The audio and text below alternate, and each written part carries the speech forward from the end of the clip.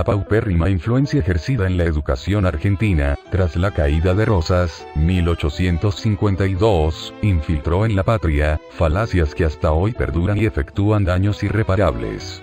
Los ejemplos transmitidos por la Revolución Francesa con su supuesta libertad, fraternidad e igualdad, no pretendía más que estatizar la trilogía masónica de la Santísima Trinidad. Disfrazaron su institución con abundantes mentiras. Decían luchar por obtener supuestamente una nueva forma de vida para los desposeídos, escondiendo en su fondo, no ser una revolución por ellos contra ricos, sino todo lo contrario. Fue realizada para unos pocos ricos frente a la ingenuidad de muchos pobres. El padre Sáenz, conocedor auténtico de su aplicación y resultado, además de entenderlo un producto judaico-masónico, expone su contenido en una conferencia de 13 magistrales capítulos, los cuales por su extensión transmitiremos uno diariamente.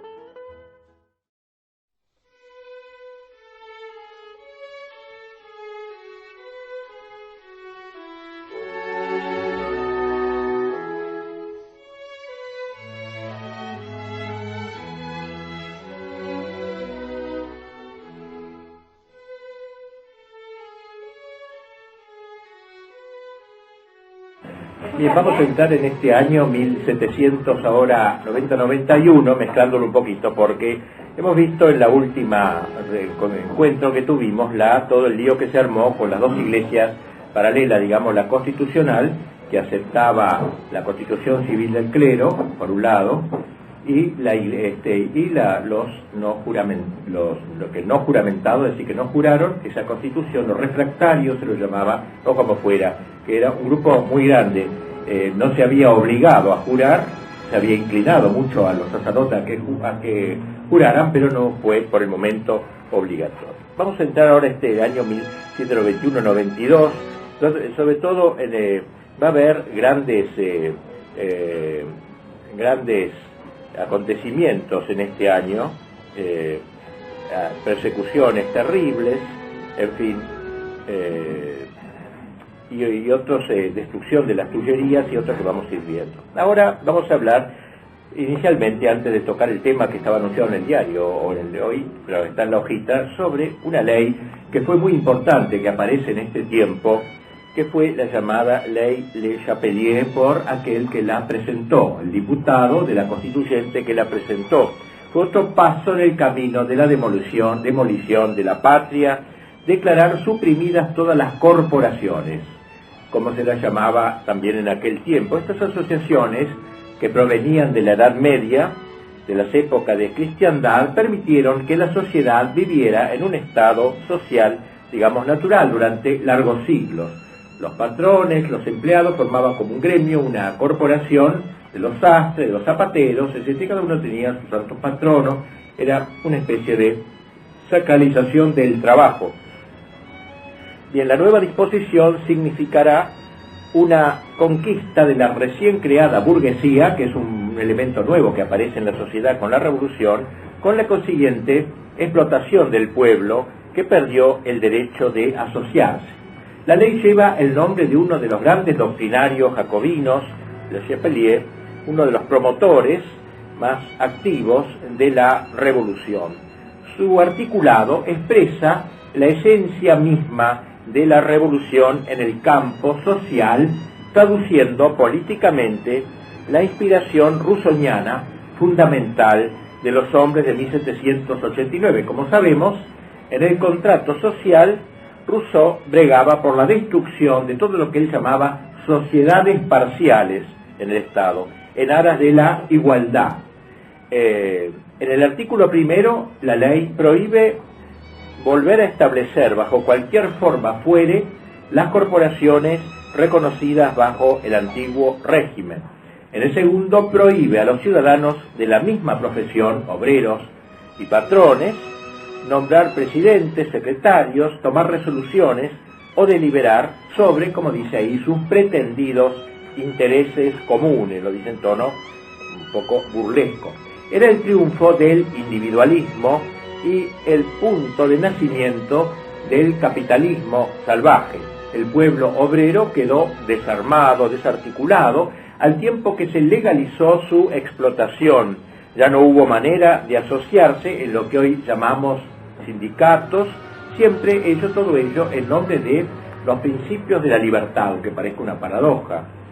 Decíamos que este decreto se inspira en el pensamiento de Rousseau. Las asociaciones no podían sino despertar desconfianza de un Estado que los seguidores de Rousseau, llamados entonces jacobinos, no concebían sino absoluto y sin límite alguno, liberado de toda sociedad intermedia entre el Estado y el individuo, conforme al proyecto esencial del contrato social. El decreto afectó a los intereses y a la libertad de los obreros y de los patrones, provocando vivas resistencias que fueron acalladas. Al suprimir el derecho de asociación, la revolución destruyó el orden social antiguo de la cristiandad. Un gran obispo de fines del siglo XIX, Monseñor Freppel, que ha escrito páginas memorables sobre la revolución, dice: bajo apariencia cuando fue el centenario de la revolución, escribió: bajo apariencia de libertad, lo que se aportaba al obrero era el aislamiento, la debilidad. El individuo permanecía solo frente a sí mismo, no teniendo ya ninguno de los recursos materiales o morales que antes le proveía el cuerpo de que era miembro la corporación. Desde entonces, ni sombra de jerarquía, ni paternidad social, ni fraternidad profesional, ni reglas comunes, ni de honor y de reputación, ni de relación entre obreros y aprendices, ni garantía de los débiles respecto de los fuertes, ni protección de los grandes frente a los pequeños, pero sí una concurrencia desenfrenada, una lucha por la vida en que cada uno, reducido a sus propias fuerzas, trata de dominar sobre los demás. En fin, lo que llamaría luego la lucha de clases en última instancia, que quedará instaurada con la Revolución Francesa. Que amarga constatación, aunque no carente de comicidad, saber que fue solo en 1884, es decir, más de un siglo después, cuando las asociaciones obreras pudieron ser restablecidas en Francia. La historia obrera del siglo XIX no sería sino una larga aspiración y una reacción ardiente de los trabajadores contra el régimen de aislamiento individual, y Marx tomará motivo de esto en buena parte para su proyecto. Marx habla muy bien del trabajo en la Edad Media, le agrada un poco lo que era la organización anterior y ataca duramente esto nuevo. Bien, esto es un puntito, el de la ley Chapelier, es importante. Pasemos a otro tema. Era el 18 de abril, estamos 18 de abril, lunes de la Semana Santa, era en aquel tiempo. ¿Qué haría el rey? ¿Pasaría el rey esta semana en París? Él iba siempre a la ceremonia de Semana Santa. ¿Qué haría? ¿Recibiría los sacramentos de clérigos juramentados, de todos los que habían jurado la constitución del clero, que él no le gustaba, o que él había aceptado a regañadientes, pero no le gustaba nada? Para los partidarios del decreto se le presentaba una ocasión formidable de desmoralizar a los católicos rebeldes, a los buenos católicos, digamos, consiguiendo que el propio rey se viese forzado a aceptar la situación, impeliéndole a recibir la comunión pascual de manos de un sacerdote juramentado. Hubiese sido realmente un ejemplo desmoralizador. Todos estaban pendientes, ¿qué hará el rey? ¿Qué hará el rey? Ya que al elegir daría aliento a los juramentados o a los recalcitrantes. Según los principios de la libertad religiosa, por el momento no se podía prohibir a los recalcitrantes celebrar misa.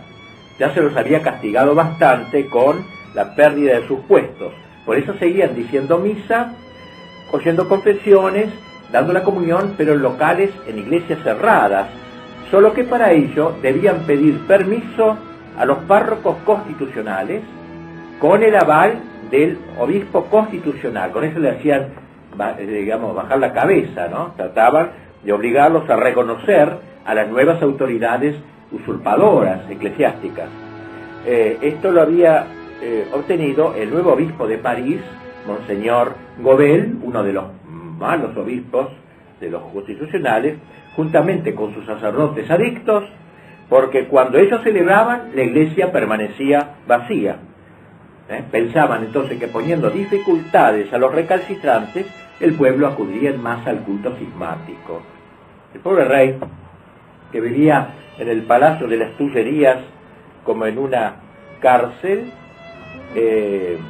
solo por debilidad, como hemos dicho, había firmado la Constitución Civil del Clero, lo que le pesaba enormemente su conciencia. Él quería oír la misa de un sacerdote recalcitrante, es decir, no le gustó eso. Entonces, bueno, la había firmado, pero al menos esto no lo iba a aceptar. Sin duda que pensaba en la posibilidad de que le quisieran forzar a asistir públicamente a la misa de un juramentado para debilitar así la resistencia de los fieles. Y entonces tomó una resolución rara de dejar las Tullerías e irse en secreto a Saint-Cloud, que era un lugar en las afueras de París, para poder seguir allí con toda tranquilidad los oficios de la Semana Santa celebrados por sacerdotes no juramentados. Pero los revolucionarios habían sido alertados. Ya los periódicos de esos días, los jacobinos, ostentaron grandes titulares. El bosque de Boulogne está lleno de gente que lleva la escarapela blanca, era la escarapela del rey, ¿no? Luego, 3.000 aristócratas quieren secuestrar al rey. En 14 días se hallaría ya en medio de los austríacos, los que iban a invadir, ¿no? A amenazar a la gente que iba a armar un gran lío. Por eso, patriotas, decía el diario, arriba, a las armas, citoyens, a las armas, ciudadanos. Ahora te conocemos, le dicen al rey en el diario, oh gran restaurador de la libertad francesa. Hoy caerá tu careta y mañana tu corona. En fin, frases fuertes, pues, conocedores de este proyecto del rey. El rey no sabía que la gente se había enterado, no sabía ni él ni su familia, y entonces el pueblo se había empezado a poner en movimiento, reuniéndose en la plaza de Carrousel, ahí en el pleno centro, cerquita de Versalles. Sonaron las campanas, el general Lafayette ordenó a la Guardia Nacional que despejaran el terreno porque el rey había subido con su familia a una carroza, ¿no? Y bueno, entonces la gente se puso delante de la carroza para no dejarlo pasar. Lafayette ordenó que los soldados abrieran paso, pero los soldados no le obedecieron, ya sabemos todo el caos que había en el ejército, y casi 2 horas estuvo el rey demorado en su coche, un papelón para un rey realmente eso, ser frenado de esta forma. Os amamos, le dijo un guardia nacional, se le acercó y le dijo, pero a vos solo, porque la vio a la reina al lado, como para burlarse de María Antonieta. La reina lloró, y el rey dijo, así pues no queréis que me marche. Eso es deseo de la Guardia Nacional, le contestaron, así como del pueblo. Bien, dijo, entonces me quedo. No me habían dicho esto. Así de simple este diálogo tan cruel. Y regresó al palacio con su familia. El día después se dirigió a la Asamblea Nacional y dijo, pobre, ya habéis oído la resistencia que ayer se opuso a mi partida a Saint-Cloud. He admitido la Constitución, he jurado mantenerla con todo mi poder. La Constitución Civil del Clero no es sino una parte de ella. Esta declaración mostraba una debilidad inmensa, obraba quizá contra su conciencia, no sé, pero hay que compadecerlo en una circunstancia semejante. Pero todavía dio otro paso más humillante, si cabe. Comunicó a la Cámara un escrito que había enviado a todas las cortes para tranquilizarlas.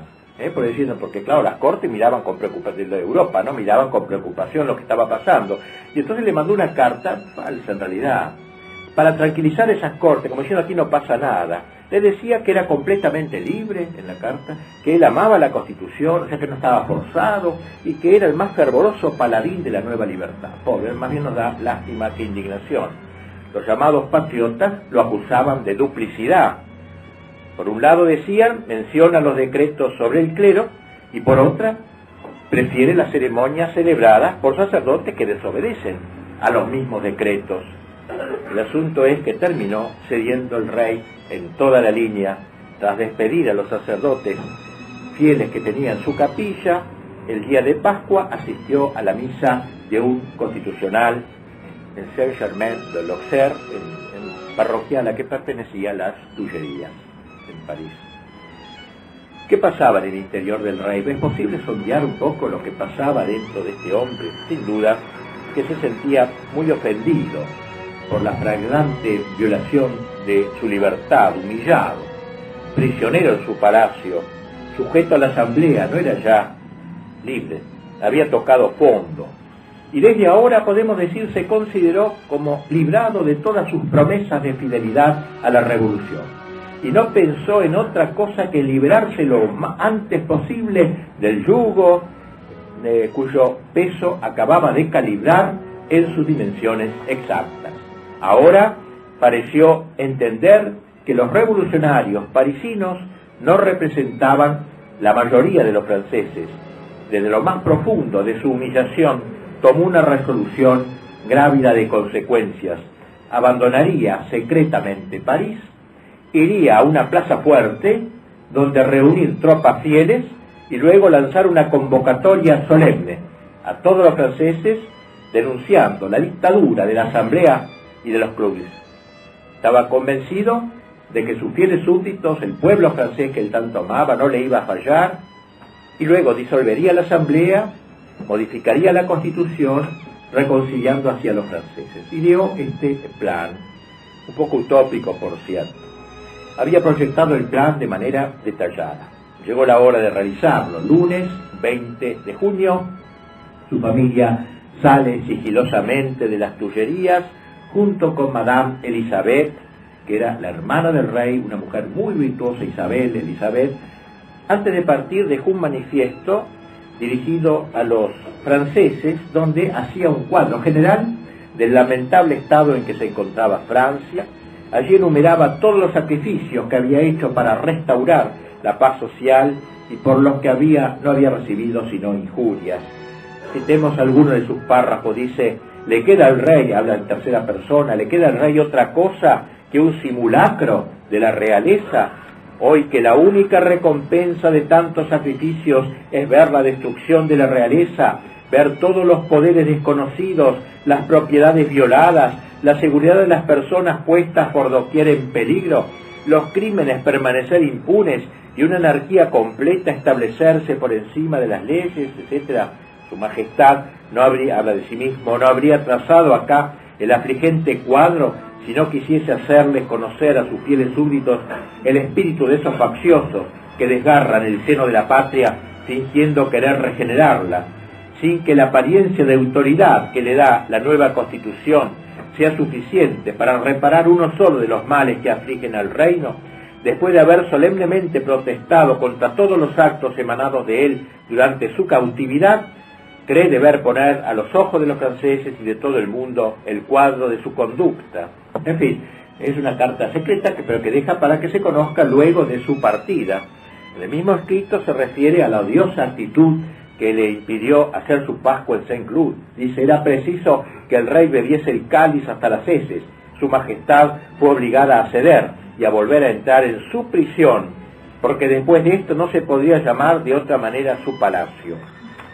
El último párrafo muestra su bondad, franceses, y sobre todo vosotros, parisinos, vosotros, habitantes de una ciudad que los antecesores de su Majestad se complacían en llamar la buena ciudad de París. No confiéis en las sugestiones y mentiras de vuestros falsos amigos.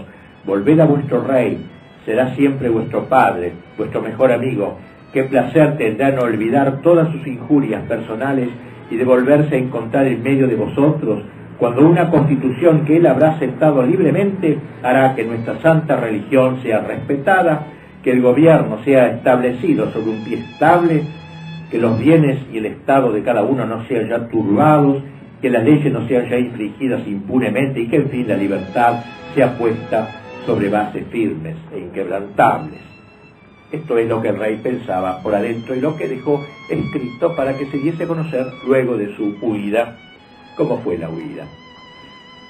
En 1789 y 1790 hubiera sido fácil, pero en 1791 solo era posible salir de París por un ardid, teatro, digamos así, porque el rey estaba realmente prisionero. Había como 600 que vigilaban el palacio de las Tullerías.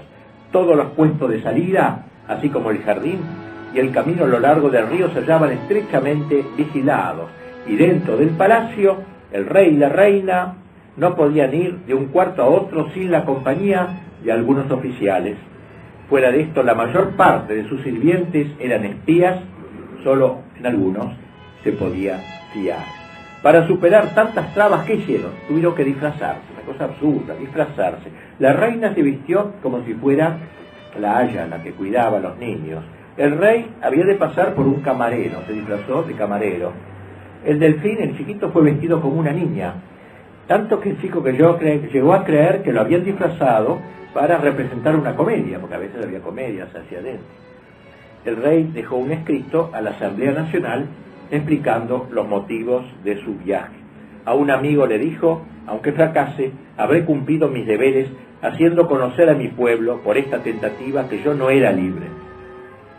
En otra ocasión se había confidenciado: fatigado de los ultrajes que experimento desde hace tanto tiempo en mi capital, he decidido retirarme al fondo de mis provincias, y es allí donde estoy seguro de volver a encontrar el antiguo amor de mis pueblos por sus soberanos. La huida, como dijimos, fue el 20 de junio. Solo el 21 se conoció la noticia. Así como la otra había sido vista antes, prevista, esta no.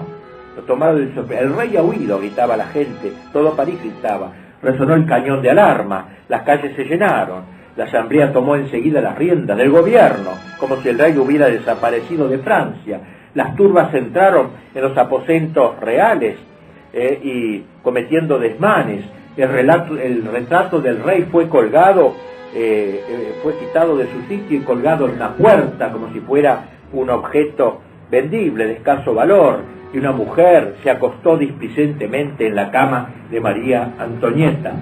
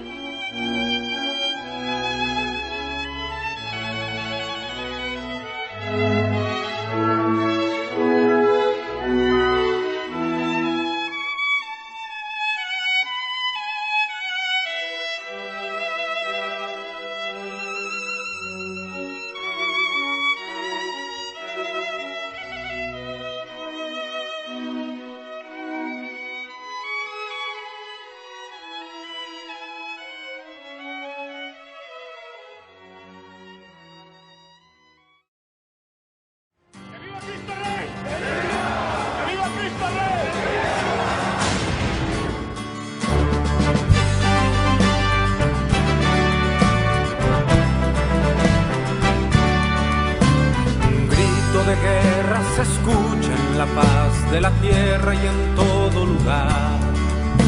Los prestos guerreros empuñan su espada y se enlistan para pelear. Para eso han sido entrenados, defenderán la verdad. El objetivo que diera origen a la puesta en marcha de este blog radio, que llamamos Quijote Siglo XXI, es intentar restaurar la patria, sobre los mismos cimientos que señalaron sus padres fundadores. La religión católica, apostólica y romana y el orden natural, disponiendo con todos sus componentes defenderla por siempre. Así, con esos pilares elementales y necesarios, pretendemos un funcionamiento ideal. Practicando a su vez la filosofía clásica, ejecutando una política auténticamente nacional, con profundo amor fraternal, intentaremos la integración y colaboración de todos sus medios, formalizaremos la unidad de esos principios, con fe, esperanza y caridad para lograr la asistencia de Cristo, Rey de las Naciones.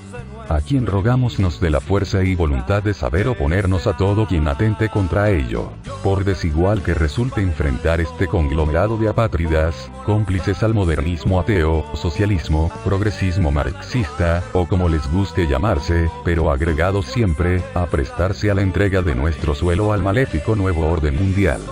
Invitamos por eso a todo compatriota de buena fe, valientes amigos, y contactos que nos brinda Internet, integren un frente de lucha, del lugar y posición que deseen, pero distante de la inútil y servil partidocracia, variante vergonzosa, que comúnmente proponen desde hace años y obedecen muchos como lacayos, acabando como responsables de todo robos y entregas consumados contra la nación. No conocemos mayor alegría, no existe más honroso afán que con mis hermanos estar en la línea y juntos la vida entregar a él que merece la gloria y nos reclutó por amor. Ante la rodilla se dobla y se postra el corazón. Viva Cristo Rey, viva Cristo Rey.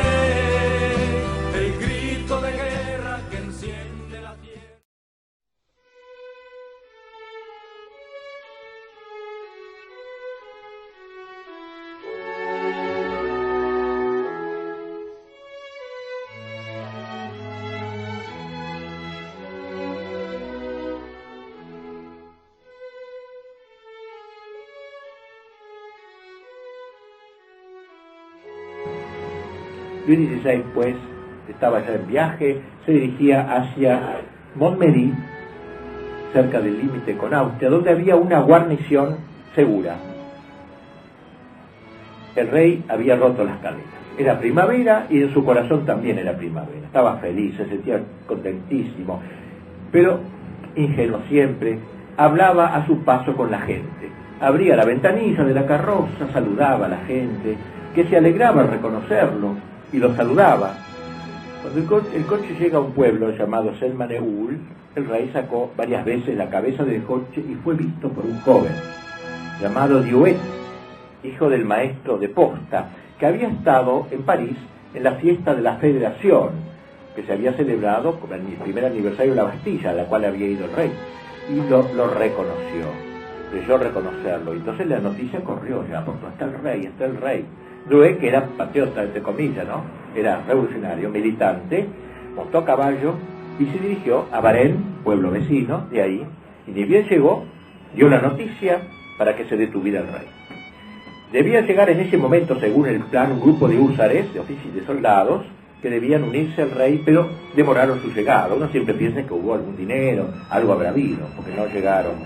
Cuando un guardia nacional vio a Luis XVI y lo reconoció, enemigo, eres pues el rey, te reconozco, pero confiésalo honradamente. Sublevada por el tono, digamos, de aquel hombre de tanta familiaridad con el rey, María Antonieta, que era una mujer llena de majestad, levantándose de la carroza y levantando el velo, su velo, tirándolo atrás, dijo: si conocéis al rey, habladle con el respeto que se le debe. A dos de sus fieles les dijo el rey: yo sabía perfectamente que había traidores y miserables en mi reino, pero jamás me hubiera imaginado que existía gente tan perversa como para detener al rey. Hay que ser ingenuo para decir esto, pero sea lo que fuere, es lo que dijo.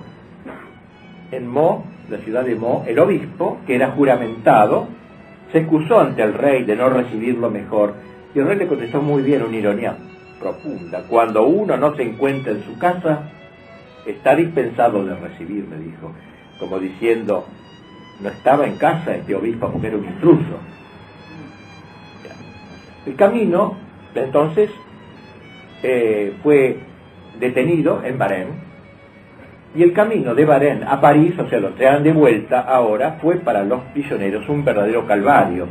Los que lo llevaban estaban borrachos, casi todos, y cantaban, festejaban la cosa. La turba vociferaba, insultaba, porque como la turba pudo saludarlo a la ida y a la vuelta lo insulta, ¿no? El viaje se pareció a aquel que lo llevó de Versalles a París un tiempo atrás, 2 años atrás, en 1789. La humillación de la familia real excitaba la bajeza del pueblo aplebeyado. Algunos se agarraban a la portezuela de la carroza y le dirigían a la reina los términos más obscenos.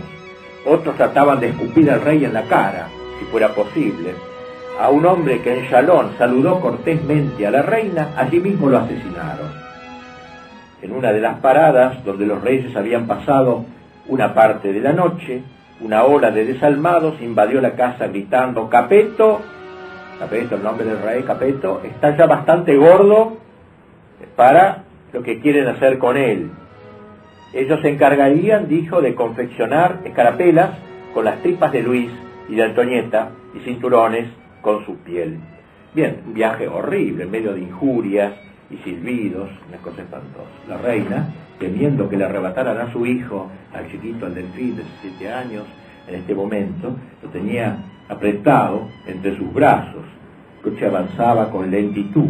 En cada lugar por donde pasaban, el intendente o el presidente del club pronunciaba un discurso donde se hacía al rey los más acerbos reproches por su intento de fuga. En cierto pueblo se le echó en cara que había querido entregar Francia a las potencias extranjeras. El rey negó esto, por cierto, pero inútilmente. El día era sofocante. Miren, señores míos, dijo María Antonieta, en qué estado se hallan mis pobres hijitos. Nos ahogamos, dijo ella corriendo la cortina a la multitud que se apretujaba contra el coche, y uno le contestó: te ahogaremos, muy de otra manera, fue la respuesta. Algunos se subían al estribo y miraban torvamente al rey, a la reina y al Delfín. Parecía el viaje de un criminal en camino al cadalso, al patito. Mientras sucedía todo este viaje, en París se hizo lo posible para que el duque de Orleans, el canalla que él tomara la regencia del estado vacante. Fue Danton quien más insistió en este propósito, pero el duque era timorato y solo apostaba a lo seguro, y esto no lo era tanto todavía. Con motivo de las reiteradas capitulaciones del rey, surgió una desconfianza creciente en la fila de los monárquicos y comenzó a aparecer un movimiento republicano. Recuerda que dijimos la otra vez que toda Francia era monárquica, nunca se discutía la monarquía, en todo caso contra este rey concreto, pero no la monarquía. Ahora empieza a aparecer, ante tanta achicada al rey, empieza a aparecer un movimiento republicano, un grupo de gente que ya no quería rey, no solo el ningún rey. Tal rechazo era algo absolutamente nuevo en Francia. De Viguerie señala que este gran escritor de la Revolución señala que la huida de Varenne fue la causa de este cambio. Y así el 24 de junio, es decir, la víspera de la llegada del rey a París, se desarrolló en la capital una manifestación muy importante, antirrealista, antimonárquica. Miles de personas desfilaron ante las Tullerías: ¡viva la libertad, fuera el rey! Y la música tocaba Zaira, esto va a andar, esto va a marchar, ya lo has dicho, esta frasecita que se usaba en un canto. La gente retomaba el estribillo mandando al diablo al rey. ¿Qué es lo que vamos a hacer de este gran cerdo? Escribía Hebert en un diario que se llamaba Le Père Duchesne. En adelante la asamblea contaba con un partido republicano. Esta es una novedad. Bien, tras la vuelta de Varenne, imaginan cómo los miembros de la asamblea, mientras el rey estaba desolado, daban término a la famosa Constitución. ¿Se acuerda que se llamaba Asamblea Constituyente porque iban a hacer una Constitución donde había metido la del clero y otros desastres ahí adentro? Nunca se había visto tal embriaguez de palabras, porque para esto son buenos, ¿no? El parlamento viene de parlachines, en realidad, como dice Chesterton, viene de hablar nomás, hablar sin contenido, discursos pomposos, retórica humana. Fue el 30 de septiembre cuando se clausuró la Asamblea Nacional. El rey aceptó la Constitución que se había redactado, si bien completamente a regañadientes. No parecía que darle otra salida. Los emigrados que se encontraban en el extranjero estaban indignados, consideraban todo nulo y manifestaban su decisión de restablecer por las armas la dignidad de la monarquía. Tras una ruidosa campaña electoral fueron elegidos los nuevos representantes, casi todo gente de muy poco nivel, y se llamó ahora la Asamblea Legislativa. Ya cambió la Asamblea Constituyente porque se había hecho la Constitución, ahora la Asamblea Legislativa. Allí se encontraba la persistente izquierda con los jacobinos, siempre virulentos. Junto a ellos y aún más radicales estaban los llamados miembros de los Cordeliers, de donde Danton desplegaba su acción, lo mismo que Marat. A la derecha estaban los llamados Feuillants, último débil dique contra la inundación republicana. Su lema era la Constitución, toda la Constitución y no más que la Constitución, es decir, dejar el rey, dejar la Constitución. Su poder era muy pequeño frente al de los jacobinos, a pesar del apoyo que recibían de la corte. Bien, el 4 de octubre se debía prestar el juramento a la Constitución. A la Revolución le cantaba multiplicar los juramentos. Cualquier cosa que hacía, ahora juren todos. Cuando no creían en Dios, más, como ser real, es cuando más juran. Debería ser. Y así, entonces, enviaron, para darle más solemnidad a la Constitución, enviaron 12 miembros, elegidos entre los más viejos, para que fuesen a buscar el documento original y lo trajesen religiosamente, como si fuese el arca del Nuevo Testamento. Y al llegar al recinto, todos se pusieron de pie. Una vana solemnidad estúpida. ¿Cuánto duró esta Constitución? Menos de un año. Pero no importa, ellos todo esto discurso, para eso sí. Desde la vuelta de Varén, Danton había sido nombrado ministro de Justicia. Ante el pueblo parecía ser la más perfecta encarnación del patriotismo revolucionario. Para sus fanáticos era un hombre de Estado, tribuno vibrante, que no vacilaría en cortar cabezas, suscitando legiones de voluntarios. Esa era la leyenda. En la realidad, Danton era un novelo abogado que se encontraba en una situación económica difícil. Un hombre cargado de deudas, esclavo de un temperamento tiránico, se lanzó al ruedo de la revolución. Hombre de elocuencia brutal, durante 3 años se volcó a los auditorios más populares. No era un hombre de Estado, era más bien una caricatura de dicha profesión. Ahora lo tenemos como ministro de Justicia, no lo tenemos. Todos los emprendimientos de la revolución se caracterizaron por su corta duración. También esta nueva asamblea, llamada legislativa, duraría solo 12 meses, el tiempo que duraría la Constitución, pero fueron suficientes para que endureciera la persecución que había iniciado la Constituyente. Buena parte de los miembros de esta nueva asamblea eran ateos, ni siquiera aceptaban al deísta Robespierre. Cuando el 2 de junio, en una locución, Robespierre invocó a la providencia, aunque lo decía en un sentido vago, un diputado le interrumpió escandalizado. Su religión era la de la República. El movimiento democrático, nacido bajo la legislativa después de la fuga del rey, buscaba transformar radicalmente al hombre y a la sociedad, por las buenas o por las malas, crear un hombre nuevo. Esta empresa, escribe uno de ellos, un testigo, chocaba con la religión tradicional, es decir, un hombre nuevo distinto al hombre nuevo de San Pablo, compatible con el catolicismo. Una de las primeras medidas de la nueva asamblea fue contra los emigrantes. Ya era mucho lo que habían huido de Francia, lo hemos dicho, dejando mujeres e hijos, su casa, sus bienes, especialmente un buen número de oficiales. Luis XVI había tratado de convencerlos que renunciaran a ello y les dijo: yo no puedo considerar como sinceramente adictos a mí a los que abandonan a su patria en el instante en que reclaman sus servicios, etcétera, ¿no? Pero ellos no veían ninguna posibilidad de quedarse. Y entonces en la asamblea intima a todos los emigrados a volver el reino en un mes. De no hacerlo serían condenados a muerte por contumacia y sus bienes serían confiscados. Al rey le pareció demasiado dura la calificación, evidentemente no podía condenar a muerte a sus partidarios. Todos que habían emigrado eran sus amigos, eran sus defensores, e incluso sus propios hermanos que se habían ido al extranjero. Los hermanos se habían ido al principio al extranjero, que luego serían reyes después de muerto Luis XVI. Deseaba convencerlos de retornarse, de hecho no lo logró. Su propio hermano le contestó desde Alemania: vuestra orden no es la expresión de vuestra libre voluntad, le dijo a su hermano, el rey, o sea, la orden de volver, no es expresión de vuestra libre voluntad. Mi honor, mi deber y hasta mi tierno cariño hacia vos me prohíben obedecer. Así que al llamamiento del rey para que volviera, contestaron también negativamente muchos miles de nobles. En lo que toca a los sacerdotes, el 21 de octubre comienzan las discusiones sobre los que se habían negado a jurar otra vez a la constitución civil del clero. En muchos sitios habían permanecido en sus puestos, aunque las autoridades los consideraban destituidos. Celebraban la misa, oían confesiones, mientras que los juramentados se quedaban sin fieles. Más aún a los que asistían al culto de un intruso se los evitaba. eran como leprosos. La mujer se separaba del marido si iba al culto de estos hombres. El hijo del padre, si eran artesanos, no se le encargaba trabajo alguno. Si eran comerciantes, nadie les compraba nada.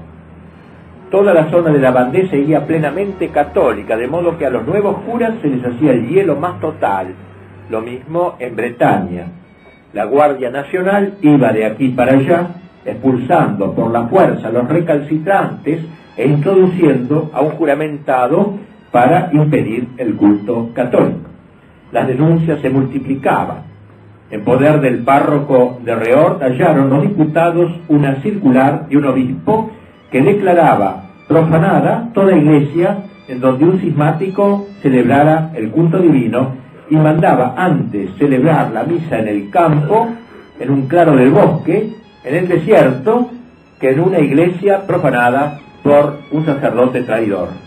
Finalmente les recordaba este obispo las virtudes, la pobreza y la constancia de los antiguos cristianos y la vida en las catacumbas. Algunos diputados atribuían toda la desgracia de Francia a los sacerdotes perseguidos, a quienes calificaban de engañadores o fanáticos. Los más duros golpes los descargó, como siempre, contra ellos un sacerdote felón, el padre Claude Fauchet. Era un hombre de figura esbelta, ojos llenos de fuego, y que se había destacado antes de la Revolución por su fuerza oratoria, pero hablaba más de Rousseau que del Evangelio, y así cuando estalla la Revolución adhiere ardientemente a ella. Fue uno de los grandes animadores del asalto a la Bastilla, guiando a los combatientes sable en mano, este extraño cura, y cuando llegó el momento, obviamente no vaciló en jurar la Constitución Civil del Clero. Cierto día habló allí, así en su club: la hermandad es el amor según las leyes de la naturaleza, un lenguaje bien de la Revolución, y la felicidad, tal es el fin de la humanidad. Hasta ahora solo las logias masónicas de los diversos países han mantenido esta idea. Juntémonos pues con ellos y dejemos de recrearse en sus misterios y entretenimientos. Tengan confianza en la orden, nada tenemos que temer, sino esperarlo todo de los francmasones que están esparcidos por todo el mundo, etcétera. O sea, una exhortación a pobre Fauchet. Ni siquiera le fue bien con los jacobinos. Para sacarlo de París lo hicieron obispo de Calvados, y de allí volvería a la capital para ser enviado al cadalso, pero al año siguiente, 1793. Volvamos al Fauchet, todavía activo en la asamblea. La actitud fiel de los sacerdotes que se habían negado a jurar la Constitución Civil del clero era un continuo reproche, claro, y un recuerdo amargo para los que le habían jurado. Y así entonces Fauchet, indignado con los buenos sacerdotes, dijo un discurso de índole liberal. Dice: hay que poner la ley contra los sacerdotes recalcitrantes en armonía con los derechos del hombre y del ciudadano. Y bueno, dice que ellos piensen lo que quieran, nosotros vamos a poner nuestras ideas a sus ideas, pero al final se le acaba el liberalismo. Dice: el fanatismo es el mayor azote del mundo, hay que aniquilarlo. La libertad es incompatible con esa bestial esclavitud que santifica el odio. Yo propongo que la supresión de todo sueldo del tesoro, público a los sacerdotes recalcitrantes, y eso es justo, conveniente y suficiente. Este era el plan que proponía Fauchet: quitar a los eclesiásticos el mísero salario de supervivencia, y con esto curaría de su fanatismo. El hambre echaría a esos lobos del aprisco y el pueblo correría por fin libre a los clérigos constitucionales. Como observa un historiador, tan poca fe tenía este cura amancebado en la fuerza de la convicción, que creía que si hacía pasar hambre a los clérigos fieles, vendrían a más blandos modos de pensar. Tras el largo debate, la Asamblea sacó una resolución de 15 puntos. El primero decía: dentro de 8 días, después de la promulgación de este decreto, todos los clérigos se han de presentar ante el consejo del lugar de su habitación y prestar el juramento de ciudadanía. Si se niega, pierde el sueldo, la pensión, y se le apercibe de rebelión contra la ley, mala intención frente a la patria y como tal sujeto a la vigilancia de las autoridades pertinentes. El segundo, luego se han de enviar la lista de quienes hayan prestado dicho juramento, como la de los que se hayan rehusado. Más adelante se decía que además de perder todo sueldo, los clérigos que rehusaban el juramento o lo retractasen después de haberlo prestado, habían de ser tratados como sospechosos. La palabra trágica en la Revolución, sospechoso, ya era prácticamente pena de muerte en la práctica, ¿no? Sospechosos de rebeldía contra la ley, y como tales han de ser especialmente sometidos a la vigilancia de las autoridades constitucionales. Y así entonces se dio un paso más, porque antes se había exhortado a que todos juraran la condición, pero no se había obligado, era voluntario. Ahora se obliga, se da un paso mucho más decisivo. Tal fue la perniciosa resolución que lanzaría a tantos sacerdotes a la miseria y a la muerte. ¿Cuál sería la actitud del rey otra vez puesto a tener que firmar un nuevo decreto tan terrible? ¿Sancionaría el decreto? ¿Sancionaría esto o usaría el derecho al veto? Tenía siempre un derecho al veto. Recluido en las Tullerías, desde el doloroso retorno de Varenne, Luis XVI había tomado conciencia de la gravedad de las circunstancias. Ahora había hecho un examen de conciencia, se reprochaba el haber sido demasiado crédulo, el haber tenido poco vigor.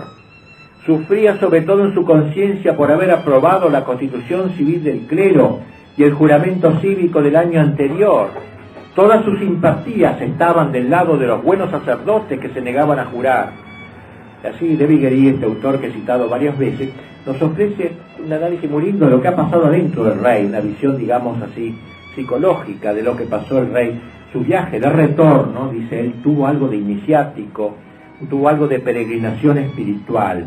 El rey había cambiado y va recorriendo, ¿no?, los distintos momentos. Esta conversión, dice, comenzó en 1790 y encontrará en el curso de 1791 su plena realización. El rey se ha convertido a la devoción, una palabra que se usaba en aquel tiempo, quería decir, en el lenguaje de la época, que pasó de una vida cristiana corriente, pero sin celo ni mucha piedad, a una vida devota, es decir, a la vida consciente católica dedicada a Dios.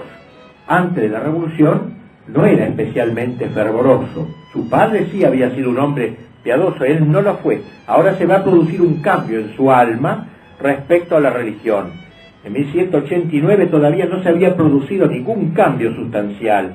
La primera medida persecutoria, la confiscación de los bienes del clero, el 2 de noviembre, pareció dejarlo indiferente. Los indicios germinales de conversión datan de febrero de 1790. Su esposa, mujer más fuerte y perspicaz de lo que muchos creen, fue una de las primeras en advertirlo. Sin embargo, en el mes de agosto, el rey sanciona la Constitución Civil del Clero y en diciembre el decreto del juramento. Al parecer todavía no capta la gravedad de la persecución. Solo a comienzos de 1791, cuando empiezan estas leyes contra los sacerdotes refractarios, comienza a comprender y mostrarse afectado. Trata de hacer saber que él no hizo todo esto. Y así, escribiendo al obispo de Clermont, le dice haber sido forzado a sancionar tales cosas. Dice así: usted conoce el desgraciado caso en que me encuentro por la aceptación de los decretos sobre el clero. Siempre he mirado su aceptación como un acto forzado, no habiendo jamás dudado, por lo que me concierne, a permanecer unido a los pastores católicos y estando firmemente resuelto, si vuelvo a recuperar el poder, a restablecer plenamente el culto católico. Pocos días después llega el día de Pascua.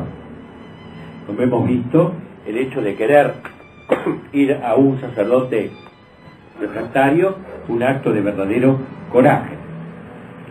En la carta que dejó a los franceses cuando su ida a Varenne, se queja, entre otras cosas, de haber sido obligado a oír la misa del nuevo cura de Saint-Germain-d'Auxerrois.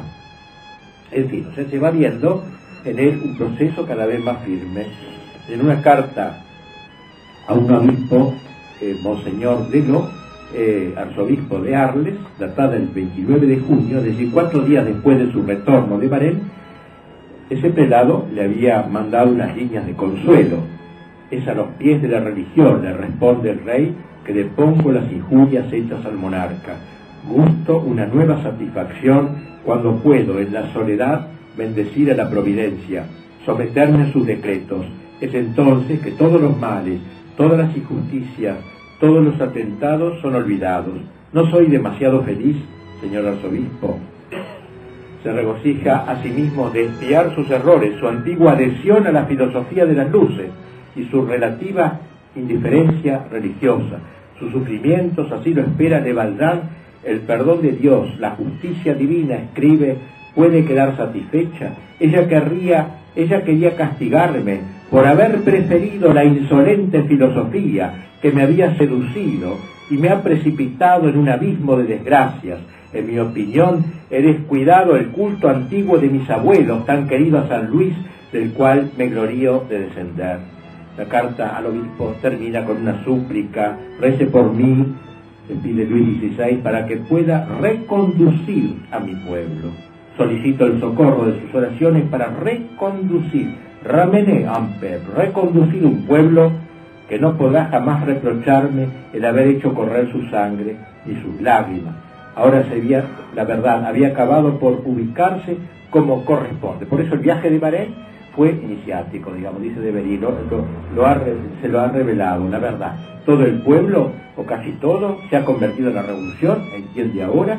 Antes de su viaje creía en los buenos franceses, bon francés, como él decía, los buenos franceses, y en su apoyo. Ahora ya no cree, pero espera convencer a esa multitud, reconduciéndola a él y a Dios en última instancia.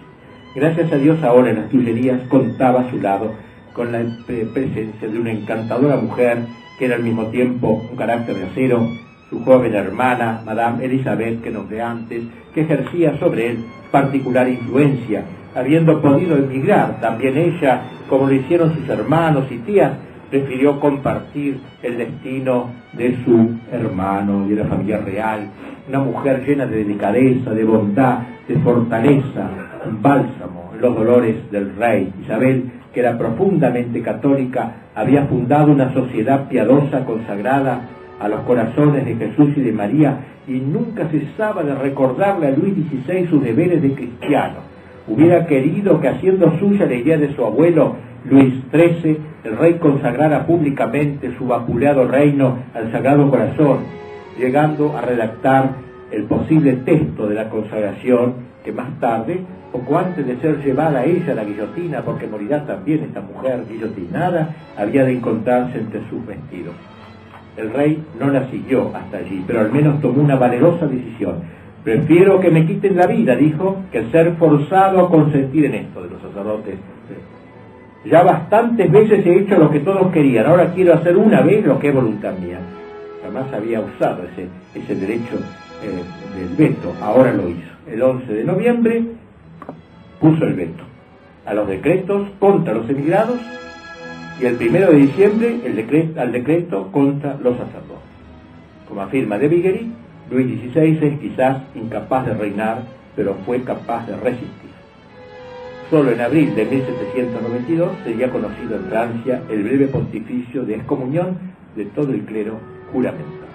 Bien, dejemos aquí un ratito y luego pasaremos a 1792 más.